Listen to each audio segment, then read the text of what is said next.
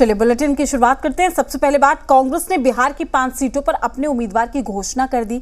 पश्चिमी चंपारण से मदन मोहन तिवारी, मुजफ्फरपुर से अजय निषाद, महाराजगंज से आकाश प्रसाद सिंह को उम्मीदवार बनाया गया है। वहीं समस्तीपुर से सन्नी हजारी और सासाराम से मनोज कुमार को टिकट दिया गया है। तो 5 उम्मीदवारों का ऐलान कांग्रेस ने कर दिया है बिहार में। पश्चिमी चंपारण से मदन मोहन तिवारी, मुजफ्फरपुर से अजय निषाद आपको बता दें बीजेपी के अभी वर्तमान में निवर्तमान सांसद वही हैं और बीजेपी से थे। बीजेपी ने इस बार टिकट काटा तो कांग्रेस में उन्होंने ज्वाइन कर लिया और अब मुजफ्फरपुर से उम्मीदवार होंगे कांग्रेस के। महाराजगंज से आकाश प्रसाद सिंह उम्मीदवार हैं। समस्तीपुर से सन्नी हजारी जो जेडीयू नेता हैं और मंत्री हैं बिहार सरकार के, महेश्वर हजारी उनके बेटे हैं सन्नी हजारी। उन्होंने अपने पिता के बिल्कुल विपरीत, चूँकि उनके पिता जेडीयू में हैं लेकिन ये खुद कांग्रेस में शामिल हो गए और कांग्रेस ने उम्मीदवार बना दिया है। सासाराम से मनोज कुमार को टिकट दिया गया है।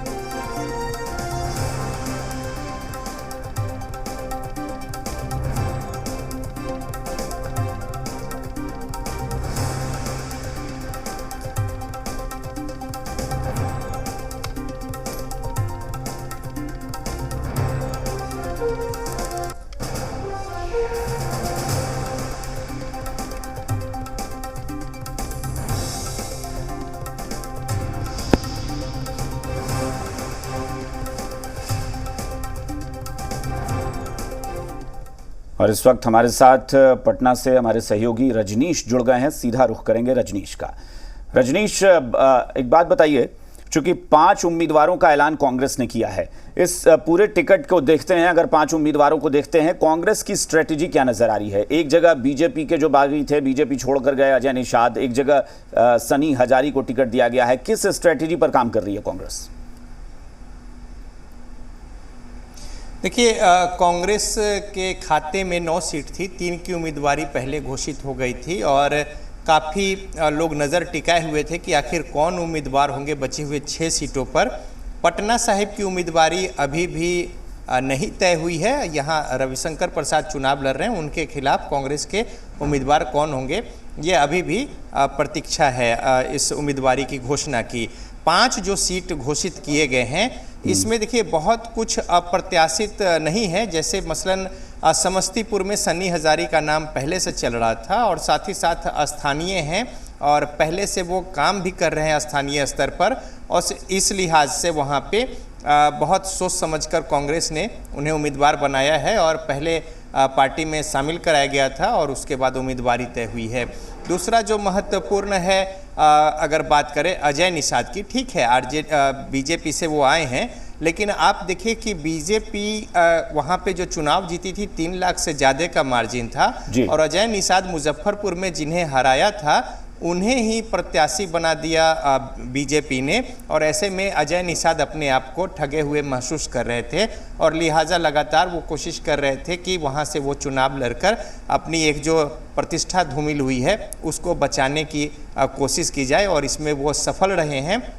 हालांकि कांग्रेस के पास वहाँ पे कई दूसरे उम्मीदवारी को लेकर महत्वपूर्ण नाम थे। वहाँ से उनके विधायक जो हैं उनके भी नामों की पहले से चर्चा थी कि वो चुनाव लोकसभा का लड़ेंगे और बेहतर परिणाम होंगे, ऐसी दावेदारी थी। लेकिन ये जो पूरा मसला मामला है लंबा समय खींचने का, चूँकि ऐन मौके पर अजय निषाद बीजेपी छोड़कर कांग्रेस का दामन थाम लिया और उसके बाद से अब उम्मीदवारी घोषणा को लेकर चूंकि कई और दूसरे महत्वपूर्ण नाम थे तो अब अजय निषाद के नाम पर मुहर लग गई है और मुजफ्फरपुर से वो सांसद भी हैं, बीजेपी के सांसद हैं, लेकिन अब कांग्रेस के टिकट पर वो चुनाव लड़ेंगे। लेकिन तीसरा जो महत्वपूर्ण नाम है वो आकाश। बिल्कुल रजनीश, मैं आकाश सिंह पर ही आ रहा था। ये अखिलेश प्रसाद सिंह के बेटे आकाश सिंह हैं, उन्हीं की बात हो रही है ना, वही उम्मीदवार हैं? हाँ बिल्कुल। अब सवाल यही उठता है ना कि ये तो फिर आपने महाराजगंज से उनको दे दिया है। अखिलेश सिंह का महाराजगंज से सीधा कोई कनेक्शन नहीं है। वहां प्रभुनाथ सिंह के बेटे हैं, वो भी लगे हुए थे टिकट के लिए। वहां पर निर्दलीय एमएलसी हैं सच्चिदानंद राय, वो भी चाह रहे थे कि शायद उनको भी मिल जाए, लेकिन आकाश प्रसाद सिंह को, यानी कहीं ना कहीं अखिलेश सिंह अपने बेटे को टिकट दिलाने का जुगाड़ कर रहे हैं और उसमें कामयाब हो गए। देखिए ये बात सही है कि सच्चिदानंद राय जमीनी स्तर पर काफ़ी वहाँ पे काम बूथ स्तर पर बल्कि कहें आप कर चुके हैं और उनकी कोशिश थी कि कांग्रेस के खाते से उन्हें टिकट मिल जाए। तो वो बेहतर वहाँ पे फाइट दे पाएंगे और जनार्दन सिंह सिग्रीवाल जो कि बीजेपी के सांसद हैं उनके खिलाफ वो लड़ाई लड़ेंगे और इस तरीके से एक रणनीति थी। लेकिन अंततः उनकी घोषणा नहीं हुई और उन्हें इस बात का इल्म भी हो गया था और इसके बहुत नाराज़गी भी थी कांग्रेस से कि चूंकि उन्हें उम्मीदवार नहीं बनाया इस बात को लेकर। और कांग्रेस में हालांकि शुरुआत में उनके नाम की चर्चा हुई थी लेकिन बाद में पार्टी ने उन्हें हल्के ढंग से लिया और उसकी परिणति ये हुई है कि अब आकाश सिंह जो हैं तो अंदर खाने जो बातें हैं वो सब स्पष्ट है और बिहार की जनता पॉलिटिकली बहुत जागरूक है कि क्या कुछ बातें हुई वहाँ पे। तो देखिए अब आकाश सिंह के जो वोट होंगे महागठबंधन की ओर से वो वोट काटने में सफल होंगे। सच्चिदानंद राय जो हैं वो उनके वोट ही काटेंगे और इस तरीके से कांग्रेस को यहाँ पे नुकसान होगा। तो देखिए अगर वो जीत नहीं पाते हैं, कांग्रेस टिकट नहीं देती है तो फिर हराने के लिए ही सही, तो इस तरीके से सच्चिदानंद राय जो है मजबूत उम्मीदवारी के तौर पे निर्दलीय वहाँ पे प्रत्याशी हो गए हैं। रजनीश, लेकिन देखिए अभी भी बड़ी बात कहीं ना कहीं ये है कि 6 सीटें खाली थी जिसको लेकर तमाम सवाल खड़े हो रहे थे। पहले चरण का जब चुनाव हुआ उस दौरान भी लगातार सत्ता पक्ष यही आवाज उठा रहा था कि अभी तक जो लोग अपने कैंडिडेट डिसाइड नहीं कर पाए हैं वो जीत का दावा कर रहे हैं। 1 सीट अभी भी खाली। यहां पर किस तरीके का पेच फंसता हुआ नजर आ रहा है क्योंकि 26 को दूसरे चरण का चुनाव होना है। देखिए पटना में 1 जून को यानी अंतिम फेज 7वां फेज जो है उसमें चुनाव होना है। लेकिन ये बात सही है कि अगर उम्मीदवारी पहले से तय हो जाती है तो उम्मीदवार विशेष और साथ ही साथ जो पार्टियों के लिए भी जो घटक दल है तमाम सारे महागठबंधन के, उनके नेताओं के लिए भी रणनीति बनाना या फिर लोगों के बीच जाना और तमाम सारी बातें जो है वो सहज और आसान हो जाती है। अब ऐसे में देखिए मतदाता भी पशोपेश की स्थिति में रहते थे कि कौन आएंगे नहीं आएंगे, तब तक दूसरे ओर से एक तरीके से कहें कि ताबड़तोड़ बैटिंग जो है लोगों को अपने पाले में गोलबंद करने की मुहिम का वो चल रहा है और इसका फायदा निश्चित रूप से जो पहले से कैंपेन कर रहे हैं वहाँ पे। देखिए लोकसभा का क्षेत्र बहुत बड़ा होता है और ऐसे में जो समय मिलता है उतना माकूल नहीं होता है कि सारे विधानसभा क्षेत्रों में घूम लें, लेकिन अंतिम चरण में है और मौका ज़्यादा मिला है। लेकिन यहाँ पे पार्टी जो है कांग्रेस की अगर बात करें तो थोड़ा जरूर इस मामले में पिछड़ेगी और उनके उम्मीदवार को भी इस बात और ये दबाव दिख रहा है। कांग्रेस का फैसला जो है रजनीश वो कहीं ना कहीं ठीक है, हालांकि पार्टी के अंदर का फैसला है तो पार्टी का जो भी फैसला होगा उम्मीदवार जो भी होगा महागठबंधन के लोग उनको वोट देने जाएंगे। लेकिन सवाल ये उठता है कि कांग्रेस अपनी एक्टिविटीज से या अपने फैसलों से कई बार ये दिखाती है कि शायद वो दबाव में रहती है अपने नेताओं के। पटना साहिब का भी जो है उसकी चर्चा है कि मीरा कुमार का एक बहुत बड़ा प्रेशर है अपने बेटे के लिए, वो भी चाहती हैं कि अंशुल हैं उनके बेटे, उनको टिकट दिलाना चाह रही हैं पटना साहिब से। शायद इस वजह से भी बहुत डिले हो रहा है वहाँ। देखिए जो नाम तय होना था, चूंकि कल कांग्रेस वर्किंग कमेटी की बैठक हुई थी, सारी बातें और नामों पर वहाँ पे चर्चा हो गई थी और आज कल में जो घोषणा की बात कही गई थी, आज हालांकि देर शाम घोषित भी हो गए 5 नाम, लेकिन पटना साहिब रह गया। तो जो मीरा कुमार के बेटे की बात है ये बात भी सही है और अंदर खाने से जो खबर आ रही थी उसमें ये था कि नामों की घोषणा होगी, लेकिन बहरहाल नाम की घोषणा नहीं हो पाई है तो लिहाजा और भी कुछ अंदर खाने चल रहा होगा, ये बातें है। और कांग्रेस में काफ़ी कई तरह की बातें होती हैं और साथ ही साथ टिकट पर अंतिम तौर पर मुहर लगने को लेकर कई स्तर से चीजें, क्योंकि सनी हजारी का आपने जिक्र किया कि स्थानीय होने के नाते कांग्रेस ने दांव खेला।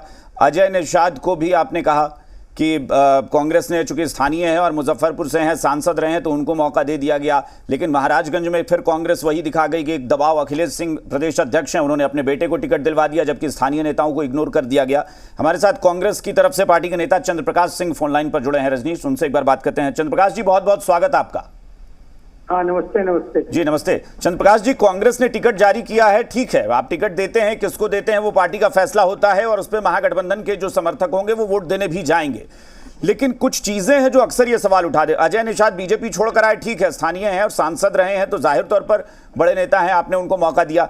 लेकिन कुछ टिकट महाराजगंज में अखिलेश प्रसाद सिंह के बेटे को टिकट देना, वो भी तब जब स्थानीय नेताओं को इग्नोर करके, तो ये चीजें क्या कांग्रेस के दबाव में रह जाती है अपने ही नेताओं के? देखिए अभिषेक जी, ऐसी बात नहीं है। पार्टी में स्थानीय लोगों को टिकट मिले या फिर कोई दूसरे क्षेत्र से जाकर के वहां चुनाव लड़े, ये लोकसभा में कोई कांग्रेस पार्टी में ये प्रेसिडेंस क्रिएट किया है, ऐसी बात नहीं है। महाराजगंज में इसके पहले भी ये बातें हुई हैं। महाराजगंज छोड़िए ना, अभी बीजेपी का ही देखिए ना, नवादा में अगर लड़ रहे हैं विवेक ठाकुर, तो वो भी तो बाहर से आकर लड़ रहे हैं। नहीं, वैसे तो नरेंद्र मोदी भी गुजरात से आकर यूपी से लड़ रहे हैं, उस पर मैं नहीं कह रहा हूँ, वो तो नरेंद्र मोदी भी लड़ रहे हैं।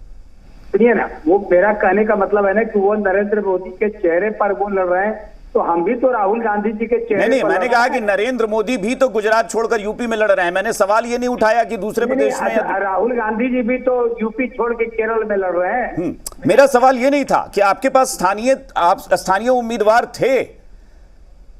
आपने अखिलेश प्रसाद सिंह के बेटे को टिकट अगर महाराजगंज से, भाई पिछली बार भी वो टिकट के लिए नहीं, ये तो इससे तो ये मैसेज जा रहा है ना कि पिछले बार भी वो दूसरी पार्टी से टिकट दिलाने में कामयाब रहे, इस बार उन्होंने कांग्रेस से ही टिकट ले लिया। सुनिए ना, देखिए अभिषेक जी, ये मुद्दा नहीं है, मुद्दा है कि अभी लोग जितना भी सवाल उठा लें, बिहार का रिजल्ट इस बार आप देखेंगे तो आप भी आश्चर्यचकित रह जाएंगे। चलिए, ठीक जो है, रिजल्ट आने वाला है। ठीक है। 4 सीट में चारों सीट हम लोग फर्स्ट फेज में जीत रहे हैं। ये इससे लोग विचलित हो गए। ठीक है चंद्रप्रकाश जी, बहुत बहुत शुक्रिया हमारे साथ जुड़ने के लिए, हमसे बातचीत करने के लिए। तो दावा है कि चाहे जो भी हो लेकिन परिणाम हमारे पक्ष में आएगा।